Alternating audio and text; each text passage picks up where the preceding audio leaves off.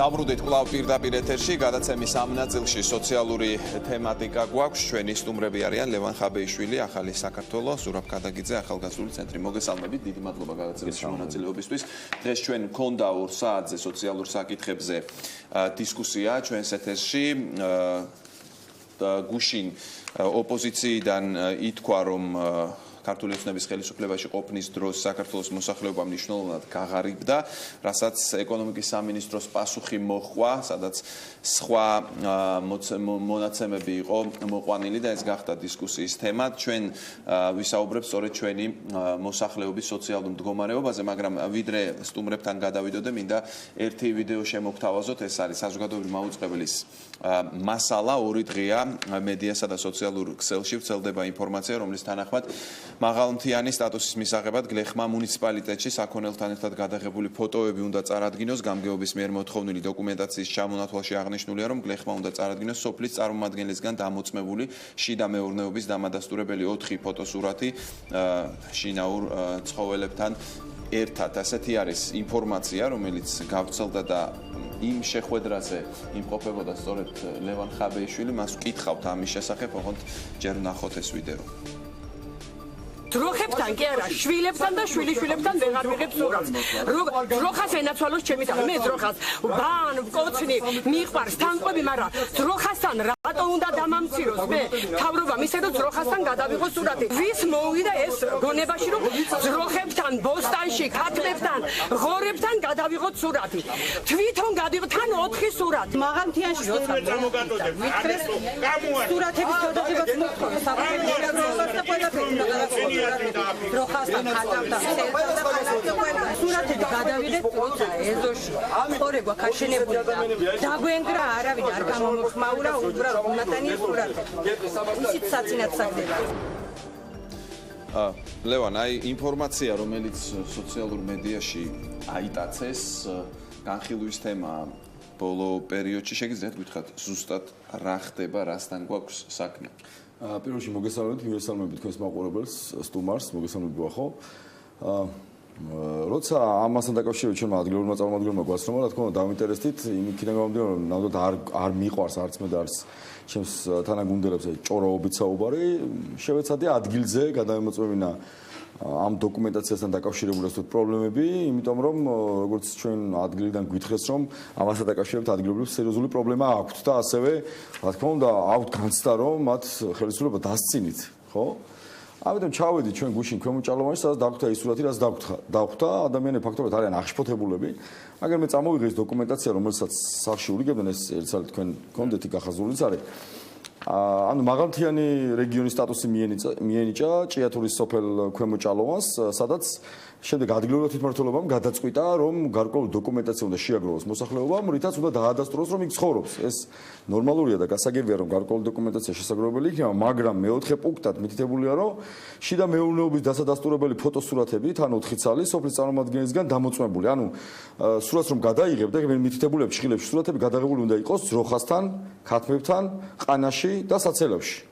და აი ამ ფოტოს რო გადაიღებ ვახო, ხო, სრული მარაზმია. მე სოფლის რწმუნებულმა უნდა დაადასტუროს. ანუ სოფლის რწმუნებული თუ ხდება ეს ლამარა ბებოს ძროხაა თუ თეკლა ბებოს ქათამია, მაშინ რაღაც ვაწვევთ ამ ადამიანებს, ხო? მე ძროხასთან და ქათამთან რო ფოტოები იყოს, ახლა არანორმალური დამოკიდებულებაა და ცოტა არ იყოს და სასაცილოც არის და ამავდრო დამწმუნველია ამ ადამიანებისთვის ამ დოკუმენტაციის მოთხოვნა. არ და რეალურად ის ჭირდებათ რისთვის? რომ დაადასტურდეს ეს ადამიანები ნამდვილად იქ ცხოვრობენ. ამ სოფელში არის დაახლოებით 150 კომლე, 150 ოჯახი. თვითმმართველობის 5 წარმომადგენელმა რომ დაიწყოს მუშაობა მათი აღწერა, მაქსიმუმ ახო ერთ კვირაში აღწერენ. მით უმეტეს კიდევ ამ სოფლის წმუნებული უნდა დაადასტუროს მაინც ეს ადამიანი, აი ძროხასთან ფოტოს დამოწმებას რატომ გაუშვით ახლა ჩვენ ეს ვიდეო და რატომ წამოვჭერი ეს საკითხი? ჩვენი საუბრის თემა არის სოციალური პრობლემები ქვეყანაში. თქვენ ხვდებით მოსახლეობას. აი დღეს დავა არის ხომ და მედია სივრცეშიც, რომ გაუმჯობესდა თუ გაუარესდა საქართველოს მოსახლეობის მდგომარეობა ბოლო წლების განმავლობაში. აქ მოყავთ ციფრები, მოყავთ ასე ვთქვათ ის მონაცემები, რომელიც ორივე მხარის პოზიციას ამაგრებს, მაგრამ საბოლოო ჯამში თქვენთვის რა არის კრიტერიუმი, რომლითაც ხვდებით მოსახლეობას? აბსოლუტურად გეთანხმებით, ძალიან იოლია პოლიტიკოსებისთვის ციფრებით მანიპულირება. ნებისმიერი ხელისუფლებისთვის, რა თქმა უნდა, ხელისუფლება დაждდება და თავის ციფრებს მოიყვანს, ოპოზიცია აბსოლუტურად აუცილებლად ეცდება, რომ ეს ციფრები ცოტა სხვანაირად წაიკითხოს, მაგრამ რეალობა არის რა? ჩვენ აი ხა ვიყავით ჭიათურაში, სოფელ ქვემო ჭალაში, აქვე წამოვიღე ჩამონათვალი. ვახო 2 დღის, სადაც მაგალითად მოქალაქეობა დავდივარ და სადაც ხვდებით თითოეულ მოქალაქეს, აი ხიდის თავში მაგალითად კალანდეზეების ოჯახს, რომელსაც მოუხსნეს დახმარება და ძალიან ღარიბად ცხოვრობდა, ეს და ჩახვიდე და ნახო ადგილზე, ანუ ადგილზე ნანახი და ხალხის მონაყოლი არის ჩემთვის ის, რაც არის დამაჯერებელი და არა ის, რაც ფარატენია ფურცლებზე წერია. უკაცრავად, მაგრამ იგივე ხიდის თავის გურია ვთქვი, ხო? იგივე მაგალითად ირინა ფეტისოვა, რომელიც აღმაშენებლის გამზირზე ცხოვრობს ქუთაისში, 2 შვილი ყავს, უფროსი შვილის, ესე იგი ტვინის დაავადება აქვს, ეს ადამიანი ქალბატონის ინვალიდია, მოუხსნეს სოციალურ დახმარება და არის ავიცი, ებრძვის იმას, რა ქვია, ასე გადარჩენისთვის იბრძვის ეს ადამიანი. უამრავი ხა ავტოქარხანაში მაგალითად ნარგიზა ჩოგოვაძეს ჰქონდა 24000 ქულა, გადაამოწმეს 2 თვის განმავლობაში და დაუწერეს 96 მეტად 70-ზე მეტი და მოუხსნეს დახმარება. კი ბატონო, აი საქართველოს მე ზურასთან მინდა გადავიდე. კი ბატონო, მოგცემ კიდევ შესაძლებლობა საქართველოში გაჭირვებული ადამიანის პოვნა არც ერთ დროში არ იყო რთული და მეთანხმებით ალბათ ამაში სოციალური პრობლემები მუდმივად მოყვება აი მარტო ბოლო 25 წლის განმავლობაში. მე გიყვებით ადამიანს რომელსაც მოუხსნეს. კი ბატონო, კი მესმის ეს ყველაფერი უბრალოდ ჩვენ ახლა ვსაუბრობთ იმაზე ბოლო წლებში აი კონტექსტი იყო თქვა ხელისუფლების შეცვლის შემდეგ უარესდება თუ უმჯობესდება საქართველოს მოსახლეობის მდგომარეობა. ზუსტად თქვენთვის რა არის კრიტერიუმები რომლითაც ხელმძღვანელობთ? მოგესალმებით, მადლობა მოწვევისთვის, მივესალმები ლეონს, მივესალმები მაყურებელს. პირველ რიგში ვახო, როგორი რაღაცა იცით, უნდა დავიწყოთ აუცილებლად, როდესაც კრიტერიუმებზე ვსაუბრობ, შეიძლება არ მოგწონს ციფრები და არ მოგწონს თქვა რომელიმე სტატისტიკა. მაგრამ ჩემთვის მაგალითად ამომავალი წერტილი არის მაინც როგორც შეიძლება ითქვას, მიმდინარეობა, თუ კი გაუმჯობესებისკენ მიდის მიმდინარეობა, თუ კი გაუმჯობესებისკენ მიდის ზოგადად სიტუაცია, რაც შეიძლება ითქვას, ახლა ციფრებზე ვლაპარაკობდით და თუ კი მსოფლიო ბანკის დასკვნას დავეთანხმებით, საქართველოს აიწია დაბალი შემოსავლების და მქონე ქვეყნებიდან მაღალი შემოსავლების მქონე ქვეყნების დონეზე. ანუ რეალურად საქსტატის ინფორმაციას თუ დავეყრდებით, შეიძლება ხა ჩვენ ეს ყველაფერი უარყოთ, რომ იცით რა არ არის, ეს არის ტყუილი. ჩვენ თუ დავიწყებთ სოფელ ქალაქ-ქალაქ სიარულს, რაც ეს ალბათ პოლიტიკური პარტიების და მათი აქტივისტების პრეროგატივაა და ალბათ ისინი აუცილებლად ილიან, წარმოუდგენელია თქვენ დაგეთანხმებით იმაში, რომ წარმოუდგენელია ჩვენ ნებისმიერ დროს არ გვენახა პირობითად თქვათ უკმაყოფილო გლეხი ან უკმაყოფილო მოქალაქე, იმიტომ რომ ადამიანური მოთხოვნილებაა ეს და ადამიანური მდგომარეობაა, რომ გარკვეულწილად ჩვენ გვინდა იმაზე მეტი, რაც შეგვიძლია. თუ კი დავეთანხმებით ჩვენ საქსტატის ინფორმაციას, სადაც თუნდაც იმაზეა საუბარი, არ გავამახვილებ ყურადღებას და არ წავალ რაღაცა ეკონომიკურ თეორიებზე, რომ თვითდასაქმებულთა რიცხვი არის გაზრდილი საქართველოში, თვითდასაქმებულთა რიცხვი როგორ იზრდება, ანუ გარემო როგორ უმჯობესდება, იქიდან გამომდინარეა, გასაგებია შეიძლება სახელმწიფო არ არის ჩარეული, გასაგებია შეიძლება რომელიმე კონკრეტული ბიზნეს პროექტი არ არის ჩარეული ამაში და ადამიანი თვითონ ნახულობს შემოსავალს, მაგრამ საერთო ჯამში ხომ უნდა შევადაროთ ეს, რომ ესე იგი ფონი და მიმდინარეობა მიდის იქითკენ, რომ არის სტაბილური გარემო, ვითარდება გარემო და ეხლა აბსოლუტიზმის მომხრე უფრო სწორად არა, აბსოლუტიზმის მიმდევარი მე არ ვარ, რომ თქვათ, რომ აი დღეს და ხვალ ერთიანად შეიძლება პრობლემის მაგრამ ტენდენციას ხედავთ, რომ უმჯობესდება. ტენდენციას ხედავთ, რომ უმჯობესდება. საქსტატს რომ თავი დავანებოთ, გეუბნებით, რომ რამოდენიმე დღის წინ იქნა გამოქვეყნებული მსოფლიო ბანკის დასკვნა, სადაც შავი თეთრზე წერია ეს ყველაფერი, რომ საქართველოს გადაინაცვლა ამაღლ და ერთი საფეხურით მაღლა. მაშინ ან ისინი გვატყუებენ, ან რეალურად გვაქვს პოლიტიკურ სპეკულაციასთან გასაგებია. ლევან, აი ტენდენციაზე მინდა კითხო. თქვენ მოიყვანეთ მაგალითები, როდესაც ვიღაცას ჰქონდა მე მაგალითად აი ერთსაც დავამატებ ლევანს, არ შევეწინააღმდეგები, რომ ესეთი ადამიანები არა მარტო ესეთი შეიძლება ბევრი იყოს, კვლავ შეიძლება ის ვერ შეხვდეს კიდევაც ისეთ ადამიანებს. მე ვსაუბრობ ტენდენციაზე, რომ ჩემი აპრიორში, ჩემი გადმოსახედი არის ის, რომ ნელ-ნელა ტენდენცია იყოს და ვითარდებოდეს და არა კლებადობისკენ. სწორედ ტენდენციაზე მაინტერესებს ლევანის აზრი. ვახო, ძალიან საზოგადოების ცოტა არ იყოს და უხერხულია, რომ ადამიანებს ჩვენ ველაპარაკოთ დღეს ამ გაჭირებულ ადამიანებს და მე მგონია, რომ ტენდენცია არის უფრო ცუდი და უარესი. კი არ მგონია, ამას მეტყველებს ციფრებიც, რომ ჩვენი ეკონომიკური ზრდა რაც არის, რომ ჩვენ კიდევ ქვეყანას უნდა დაემსგავსოს მინიმუმ ნიშნა ეკონომიკურს და უნდა კონდეს, მაგრამ მსგავსი არაფერი არ ხდება ჩვენ ქვეყანაში. მით უმეტეს ლარის და დოლარის უნდა გავითვალისწინოთ რეგიონში არსებული სიტუაცია. ხო, მით უმეტეს ეხლა როგორ შეიძლება ვთქვა, რომ ტენდენცია არის კარგი. ვახო, ტენდენცია არის ძალიან მძიმე და ძალიან რთული. მით უმეტეს თუ გავიხსენებთ და ყველა მიცის ხო ეს ლარის და დოლარის ურთიერთობა და თუ რამდენი პუნქტით არის გაზრდილი და ამ გაზრდილმა პუნქტმა მოიტანა ის რომ მინიმუმ 15-20%-ით გაზრდილია სხვადასხვა პირველადი ასე ვთქვათ რაღაც პროდუქტებზე ფასი და ადამიანს კიდე ეს უფრო კისერზე დააწვათ. ვახო სამწუხაროდ თუ ვერ გამახსენებს ვერც ამ შემთხვევაში ოპონენტი რაიმე პროექტს მასშტაბურ თუნდაც რომელიც დაიწყო ხელისუფლებამ და მოუტანა ქვეყანას რაიმე ეკონომიკური წინსვლები. სამწუხარო რეალობაში ვახო დაგისახელებთ თქვენი ოპონენტიც ალბათ და ბევრი ვინც ამ სტუდიაში არზის ეკონომიკური ეფექტი არა, მაგრამ სოციალური შვების ეფექტი, რომელიც თქვა ჯანდაცვის პროგრამამ მისცა მოქალაქეებს. ჯანდაცვის პროგრამასთან დაკავშირებით, რა თქმა უნდა, ჩვენ შეგვიძლია სასახაო თქვათ, რომ ის პროგრამა, რომელსაც დღევანდელი ხელისუფლება ახორციელებს, გარკვეულწილად არის კარგი, მაგრამ ამას აქვს ძალიან ბევრი მინუსები. ახლა გუშინ ქალბატონს, რომელსაც ხვდებოდი მაგალითად ქვედა ჭალოვანში, რაღაც გარკვეულ ოპერაციაზე მესაუბრებოდა, რომელიც სახელმწიფომ დიახმას დაუფინანსა 7,000 ლარით, მაგრამ ამ ადამიანს როცა ჭირდება ეხლა რომ გააგრძელოს მედიკამენტები, არის კატასტროფულ მდგომარეობაში და ამბობს, რომ 7,000 ლარი კი გადაიხადა სახელმწიფომ ჩემ კურნალობაში, მაგრამ 1000 ლარის გამო თუ მოუკვდი და ის ერთი თვე რეაბილიტაცია ვერ გავიარე, მაშინ რა აზრი აქვს ამაში გადახდილ თანხას. ამიტომ ვახო, ამ მიმართულებითაც დასახვეწია ეს სერვისი და ხელისუფლებამ და სახელმწიფომ უნდა იზრუნოს ამ სერვისების დახვეწაზე.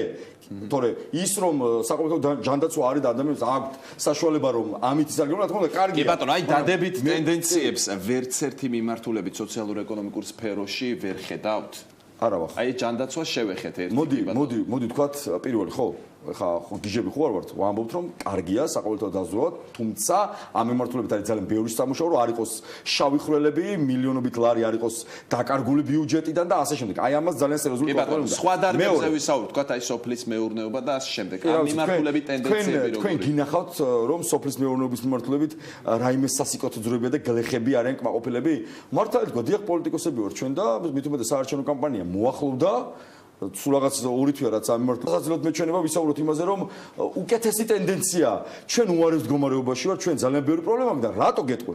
4 წლის წინ დღევანდელმა ხელისუფლებამ ცოტა არ იყოს და მაღალი თამასა შესთავაზა ქართულ ხალხს. შესთავაზა და უთხრა რომ 220 ლარიანი პენსია იქნებოდა, თქო 4 წლის თავზე კი არა. 1 ოქტომბერს როგორც კი არჩევნებს მოიგებდნენ. დღევანდელმა ხელისუფლებამ შესთავაზა ხალხს რომ უფასო კრედიტებს აიღებდნენ ეს ადამიანები და თან მრავალწლიანი იქნებოდა ეს კრედიტები და საბოლოო ჯამში ჩვენ როგორც ვნახეთ ეს კრედიტები უპროცენტო და მრავალწლიანი გამოდგა მხოლოდ მთავრობის წევრებისთვის. გასაგებია, ზურაბ, აი თქვენი ოპონენტი ამბობს რომ აი სასაცილოც კი აქვს თქვა ტენდენციებზე. მე უხერხულება ვისაუბრო საზოგადოებას რომ ტენდენციებთან დაკავშირებით, ხომ? აი მიმართულებები, სადაც გადაიდგა სახელმწიფოს მიერ ნაბიჯები და ამან მოიტანა შვება რაღაც კატეგორიისთვის მისცა დამატებითი სიკეთე. აი ჯანდაცვას შევეხეთ ერთს, მაგრამ გახსენდებათ თუ არა სხვა პროექტები? ჯანდაცვაზე მინდა ვთქვა და თვითონ აი თქვა პირობითად ერთი მაგალითი ოპერაციაზე რომ მოვიყვანოთ, მეც მოგვს ასეთი მაგალითი და შემიძლია შემოგთავაზოთ, რომელიც მე შემიძლია ლევონს კონსულტაციაც გაუწიო ამ თვალსაზრისით, იმ 1000 ლარს ანაზღაურებს გამგეობა, იმიტომ რომ გამგეობის ვალდებულებაა ეს, დანარჩენს 80%-ს ანაზღაურებს ჯანდაცვის სამინისტრო და ასეთივე შემთხვევა იყო, როდესაც მე შემიძლია მაგას გულისხმობ, რომ გამგეობას აქვს ვალდებულება, რომ ყველაფერი არა, მოდი მე არ მიყვარს ჩატში, ძალიან მოკლედ გეტყვი რა. ზუსტად ეხლა მიწერია აქ სახელი და გვარი ელენე ნავროზაშვილი, რომელიც ცხოვრობს ვარკეთილის სამის პირველ მიკროში, ქალბატონი არის 95 წლის მარტო ხელა და ვერ გადაადგილდება. ამ ქალბატონს 4 თვის განმავლობაში მოუხსნეს სოციალური დახმარება, ჩვენი შუამდგომლობის შემდეგ, როცა არასამთავრობო ორგანიზაციაში ვიყავით. 4 თვის თავზე აღუდგინეს და ქულა დაუწერეს ვახო 19,000, რაც გულისხმობს იმას, რომ 4 თვით ადრე რომ მოუხსნეს, რა თქმა უნდა ეს იყო შეცდომა. თავად დაადასტურეს, აბა 4 თვეში ამ ქალბატონს არც მომატებია, არამედ არც დაკლებია. ქალბატონმა შეიტანა მედიკამენტებზე 100 ლარიან დახმარებაზე, ისა რა ქვია, გამგეობაში თანხმობა მიცეს 100 ლარი, ანუ 100 ლარის დახმარებაზე, დაუკმაყოფილეს 100 ლარის დახმარება, შემდეგ ჩვენ მივმართეთ გამგეობას ის 4 თვის განმავლობაში. როცა ქალბატონმა დაკარგა 4ჯერ მინიმუმ 60-70 ლარი, ანუ ხო, რასაც იღებდა, მივმართეთ გამგეობას, რომ იმიტომ რომ ეხლა შეცდომა იყო ქალისთვის 19,000 კულა სიცოცხლისთვის და გადარჩენისთვის ის ადამიანი, შევთავაზეთ რომ ერთჯერადი დახმარების საკეთ, რომ ეს დიახ აქვს მუხლში. დიახ შეუულია გამგეობას, რომ ეს გააკეთოს. გამგეობა მოწერა წელობ. თქვენო ამ წელიწადს ერთხელ 100 ლარის წამალიო თქვენო მოგეცითო და მეორეჯერ ჩვენ კანონი არ გვაძლევს უფლებასო რომ თქვენ დაგეხმაროთ და ძალიან მოკლედ გეტყვი არა უნდა დავამთავრო ბიუჯეტის ხარჯზე ვეღარავ დავით ნარმანიამ დღემდე 2016 წელს დღემდე 100 ხელშეკრულება გააფორმა სარესტორნო მომსახურეობის და 298,000 ლარი დახარჯა. ესე იგი რა გამოდის? თუ ერთხელ შევიდა ბიუჯეტის ხარჯზე რესტორანში, მაშინ მეორედ აღარ შევიდეს. ანუ რესტორანში შეიძლება რომ 100 ჯერ შევიდეს. მესმის, რასაც ამბობთ, მოდით ზურას მივცეთ შესაძლებლობა გააგრძელოს თავისი ლოგიკა. ყველაფრიდან მე ერთადერთი რასაც ყოველთვის ვამბობდი და მე არ მომწონს ეს და ეს მოდელი არის რაღაცა ძალიან გაბერილი ბიუროკრატია, რომელიც რა ვიცი, 1000-ნაირ ფურცლებთან აქვს ადამიანებს ურთიერთობა, საშინელება. ეხლა რასაც ვსაუბრობთ, თუნდაც ოპერაციაზე, რომელიც ძალიან დაჩაგრულ ადამიანს დასჭირდა ეს ყველაფერი 13,000 ლარამდე აუნაზღაურა სახელმწიფომ, დანარჩენი გამგეობამ დაახლოებით 1,500 ლარამდე და ეხლა დაუდევრობა მოხდა, დანაშაული მოხდა, ამას იკვლევენ შესაბამისი ორგანოები, კვლავ დაჭირდა ერთ თვეში ბავშვზე აქ ლაპარაკი თოთო ბავშვზე, კვლავ დაჭირდა ეს ოპერაცია, კვლავ მზად არის გაკეთდეს. ანუ ჯანდაცვის სფეროზე ჩვენ როდესაც ვსაუბრობთ, ერთადერთი პრობლემა შეიძლება ვისაუბროთ ბიუროკრატია და გეთანხმებით ამაში, რომ ძალიან დიდი პრობლემაა ეხლა და არ შეიძლება ესე ხელაღებით რომ ვთქვათ, რომ ისიც რა არაფერი არ გაკეთებულა ამ. კი ბატონო, ჩვენ დრო არ გვაქვს ბევრი ხო სხვა სფეროებზე. სხვა სფეროს გეტყვით, თუნდაც სოფლის მეურნეობის პროექტები, რომელზეც აი სასაცილოა, როდესაც არ აღნიშნავს. ეს თვითონ მართველი გუნდის პრეროგატივა უნდა იყოს და მათი პრესსამსახურების რომ აუცილებელია რომ ყველასთან კონდეს კოოპერატივების შეიძლება შეხვდეს, მაგრამ მე შემიძლია მოგიყვანოთ 40,000-მდე კოოპერატივი, რომელიც გაკეთდა ქვემო ქართლში, ამდენივე შიდა ქართლში, ამდენივე კახეთში, ეხლა მე ფურცლებით არა ვარო, ზუსტად კოოპერატივის თემაზე. კოოპერატივის კი ბატონო, მე შენ მოგაწვი რამდენი ადამიანი შეიძლება იყოს ამაში? ანუ 2 ადამიანი, 80,000 ადამიანია დასაქმებული ქვემო ქართლში. კი ბატონო, დასაქმებულია, ნამდვილად დასაქმებულია. თანაინვესტირების ფონდი. ყბადაღებული თემაა, როდესაც საუბრობენ, არა, ცინიზმი იცი რა არის შემოკარგო? თანაინვესტირების ფონდი, რომელიც ახორციელებს 100-ზე მეტი პროექტის დაფინანსებას და არავინ არ საუბრობს. ისიც არის, მე არ ვსაუბრობ იმას, რომ პრობლემა არის. ნამდვილად არის პრობლემა. ჩემ ოჯახს გააჩნია, ძალიან ჩემ ბევრ ახლობელ ადამიანს გააჩნია ეს პრობლემა და უბრალოდ ამაზე ჭიდილი და ის რომ ვეძახოთ ხელისუფლებას, თუნდაც ის რომ არაფერი არ კეთდება, ეს არის ყველაზე დიდი ცინიზმი და ეს არის პოლიტიკური манипуляციები, რასაც ოპოზიცია ახდენს ამ დღეს. ეს ხვისი პრობლემა. აკეთებული რამდენიმე პროექტი მითხარ, რომელიც არის ქვეყნისთვის მნიშვნელოვანი იგივე თანაინვესტირების ფონდი, თანაინვესტირების ფონდი. რას ლაპარაკობ? რას ვაბა 100-ზე მეტი ქარხანაა გაკეთებული. რომელი ქარხანა იცით? თქვენ რო ისხედით ნაციონალურ მოძრაობაში და შემდეგ ისაუბრე რომ 100 ქარხანაა და რამდენი ადამიანი ვინ არიან აქ დასაქმებულები? ხალხო ვის ხვდებით? საიდან მოდის? მე გეუბნება კონკრეტულ ადამიანებს ხომ მოგიყვანა გერ ვახო. კაი, ლევებზე ხო საუბრობ. სოფლიო ბანკს ყვავობს. აი, ენდიაის კვლევა ამბობს, რომ 80%-ზე მეტი ამბობს, ან იგივე დარჩა მისი მდგომარეობა, ან გაუარესდა. კაი, რა თქმა უნდა ენდიაის კვლევა აგერება კონკრეტული ადამიანებით ხო? ახლა რა გავაკეთოთ? მეტი რითი დავაჯეროთ ხელისუფლებას და მის მხარდამჭერებს რომ ქვეყანაში რთული ვითარებაა? რაზე ვესაუბრებით ახლა გაჭირებულ ადამიანს, რომელიც გვიყურებს? რთული ვითარება რომ არის, ამაში გეთანხმებიან. ნახეთ ახლა ლაპარაკია ტენდენციაც არის უარესი ვახო. კიდევ ლარის დევალვაცია მოახდინა ის რომ ადამიანები რომლებიც იყვნენ დასაქმებულები და კონკრეტული შემოსავალი ჰქონდათ, სყიდველი უნარიანი აღარ არის ეს ლარი და ადრე თუ ყიდულობდა ორ კოკაკოლას დღეს ყიდულობს პირობითად აბსტრაქტულად ვამბობთ კოკაკოლა ნახევარს. არ გამოდის კაცო, ადამიანები არიან შივრები. პენსია სიტყვაზე თუ იყო თავის დროზეა პირობითად ვამბობ. რამდენი დოლარით მოიკლო პენსია? აბა დათვალონ ერთი. კაი, მათემატიკოსები ხო ყავთ ხელისუფლებაში. დათვალონ რამდენით მოიკლო და რამდენად სყიდველი უნარიანია ეს პენსია რაც 20 ლარით გაზრდილი და რამდენი 2012 წელს რო ქონდა პენსიონერს. ახლა სულელები ხო არა ვარ და ამ ადამიანებმა თულაც კარგად იციან, მათემატიკაც კარგად იციან და ბოდიში ხა ნაცარს ვერ შევაკლეთ თვალებში. გასაგებია ზურაბ. ანუ ეს ყველაფერი არის. აი თანაინვესტირების ფონდს ეს ერთ დავამთავრებ ბატონო ხო რომ სოფლის მეურნეობას ახსენებ ჯანდაცვას. ძალიან ადვილია ციფრებით რო ვილაპარაკო და თუნდაც იცით რა მე პიროვნება ვნახე რომელსაც აქვს გარკვეული პრობლემა, მე პიროვნება ვნახე რომელსაც თქვა ქულები ჩამოაკლეს, ჯერა მეთქი, ვამბობ კიდევაც. მაგრამ აქ არის ტენდენციაზე საუბარი, მატებაზე, სოციალურ თუნდაც იმ დახმარებებზე, რასაც აკეთებს სახელმწიფო. მე ამას კი არ ვამბობ რომ ეს საკმარისია. ნამდვილად არ არის საკმარისი და დიდი პრობლემების წინაშე დგას სახელმწიფო. მაგრამ ის რომ რაღაცა არის გაკეთებული და იცით რა, ამაშიც ცუც ვეძებთ რომ არა იცით რა საშინელება იქ ბიუროკრატია ესეთი პრობლემა, შავი ფრელები არ ეს არის ადვილად ყიდვადი, ეს არის ფოჩიანი კამპეტები, რომ იცით რა, გვახსენდება ხოლმე მოსახლეობა იმის დროს, რა ქვია, არჩევნების წინა დღეს რომ მივალთ და იცით რა, აი მე მოგიგვარებთ ჩვენ აი პროგრამაში ვწევთ. ერთი მაინტერესებს პოლიტიკური პარტიის წარმომადგენელი ხარ. შენ რითი ახერხებ ამის მოგვარებას? რითი ახერხებთ ამის მოგვარებას? ეხლა იგივეს დამიწყებ. არაფერს არ დაგიწყებ. ერთი წუთი დავამთავრ. იმ ეკონომიკური ხედვები რაც გვაქვს და სხვა პარტიებისგან განსხვავებით ერთი წუთი რა, სხვა პარტიებისგან განსხვავებით არ ვაპირებთ ტყუილით მოსვლას ხელისუფლებაში და ან ტყუილ დაპირებას. დაწყებული 250 ხელი და დამთავრებული. რასაკვირვად ეკონომიკა ვერ განვითარდება თუ ქვეყანაში სამართლიანი გარემო არ იყო. არც ერთი ბიზნესი არ ჩადებს საქართველოში ფულს, სანამ ან სააკაშვილის სასამართლო იქნება, ან ივანიშვილის სასამართლო იქნება.